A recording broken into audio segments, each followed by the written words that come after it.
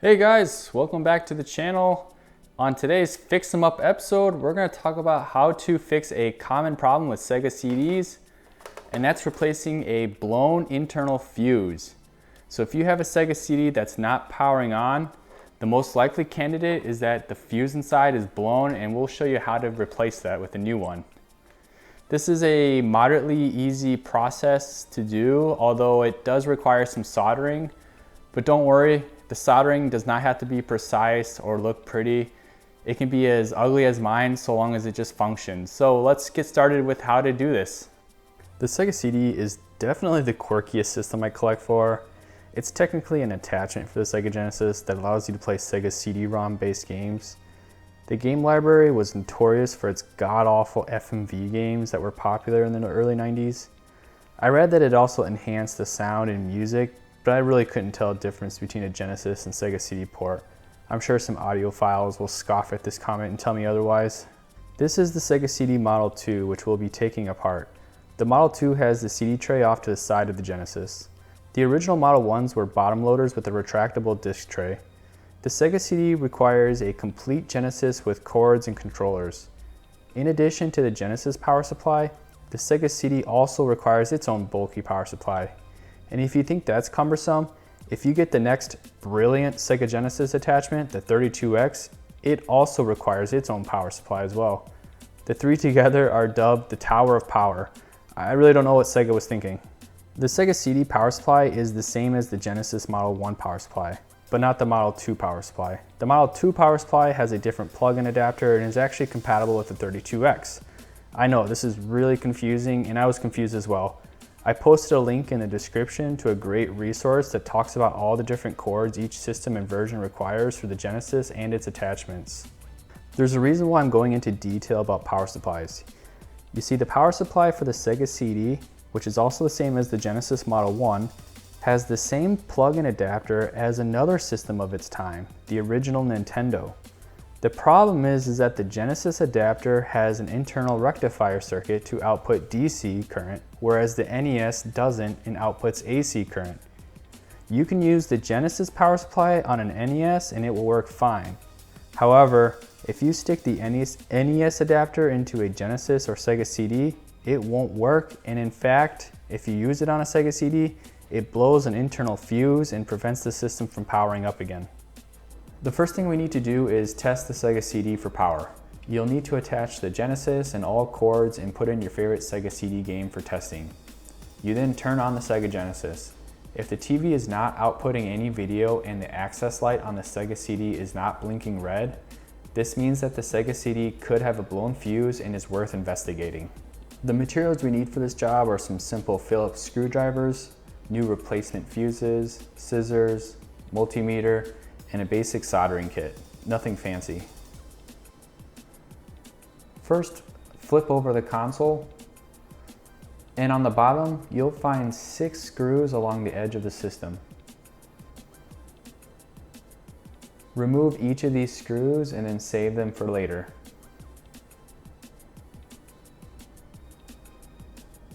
Once completed, you can flip the console back over and gently remove the top shell from the system.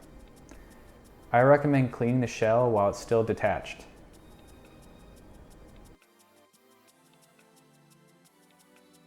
On this Sega CD model, there are 5 screws that attach the metal RF shield to the main circuit board that will need to be removed. There is also 1 screw connected through a ground strap. Make sure that you reattach this strap during reassembly. Start removing the screws that attach the RF shield to the circuit board and save them for later. Gently remove the RF shield. Try your best not to bend it up too much. As you can see, I'm just slowly taking it apart as to not deform the shape. Also, be careful of any sharp metal edges. You don't want to cut yourself.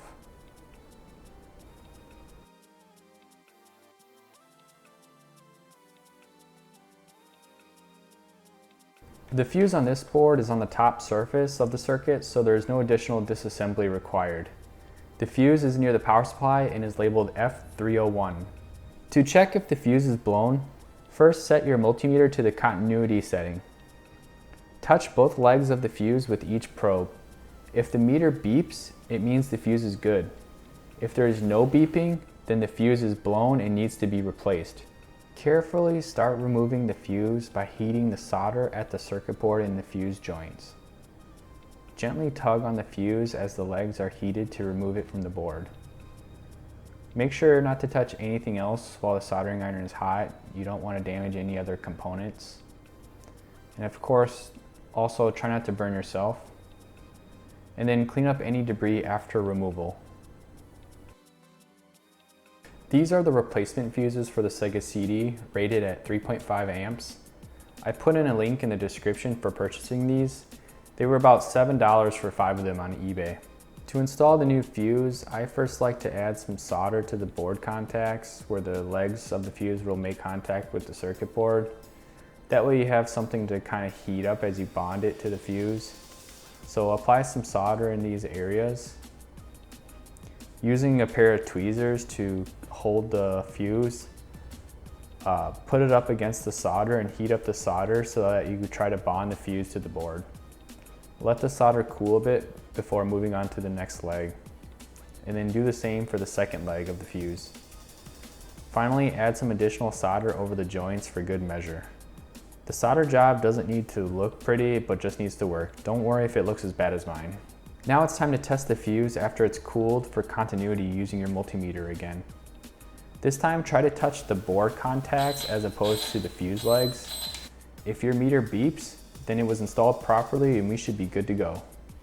Now we can start reassembling everything just as we took it apart. So starting with the RF shield, carefully place it in the system, try not to bend the shield parts, and then you gotta rescrew those 5 different screws.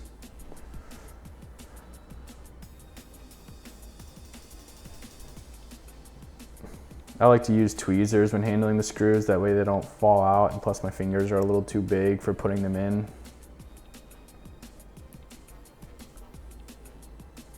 Make sure that they're sufficiently tight. Nothing really to say during this. Just screwing things in. Oh, make sure to put that ground strap back in that one screw in the corner. Don't forget that. Once the RF shield's good to go, then you can put the top shell back on. You should hear a clicking sound to make sure it's secured properly. Then you just put those 6 screws back in the bottom and just screw them in and you should be good to go. Now it's time to test the Sega CD and see if it works. So pop it open, put your favorite game in. This is a reproduction snatcher that I got from a buddy. Turn on your power. Voila, we have a red light and the Sega CD is booting up. So wait patiently to see if the game starts. And it starts, so the game is working. This is another revision to the Sega CD Model 2. Notice how it looks a little bit different. All the wiring is a little different too. And there's this LED at the bottom. The RF shield on this one, there's only 3 screws as opposed to 5. So start by removing those 3 screws. And then you can start gently removing the RF shield. Take your time, try not to bend it up too much, and of course, be careful not to cut yourself. And then there's your motherboard. We have to remove this ribbon cable and 2 screws on each side of the connection where the Genesis connects to, as well as the LED screw. So remove these 2 screws where the Genesis connects, as well as the screw that holds the LED in place. Take off the ribbon cable, and then you can remove the circuit board. Here's where the fuse is. It's this white little component labeled F301. So I accidentally soldered in the new fuse and realized that the camera was not recording. So here I am just kind of reenacting what I would do. Obviously I would solder both ends of the leads to the circuit board and then apply some solder. Look at that. Look at that blob. The bigger the blob, the better the job. You also do not need to remove the old fuse if you don't want to. because it's a blown fuse, you don't have to worry about any current going through it. So you can just bypass it with the new fuse.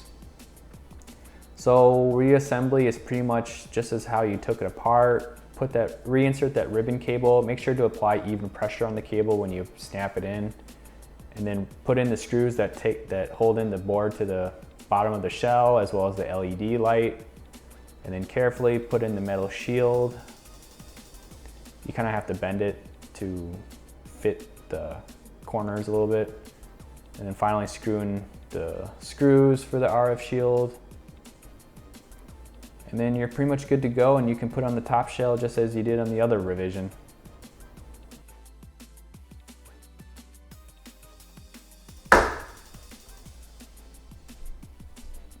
All right, that does it for this tutorial. I hope you guys learned a little bit about something about the Sega CD and how to fix the problem of a blown fuse. I mean, for just a couple of bucks, you could get something that's going for about $100 fixed, and that would be great. So I hope that this video motivates you to fix the Sega CD if you have one broken. And also I hope it motivates you to buy one that's untested so that maybe you can fix it up for, like I said, just a couple of dollars and some of your time. So the biggest takeaway on this is be careful what power supplies you use. So with the Sega CD, it is an extremely finicky device. It does not go well with third-party supplies, so I would always recommend just that you use the OEM MK1602 power supply.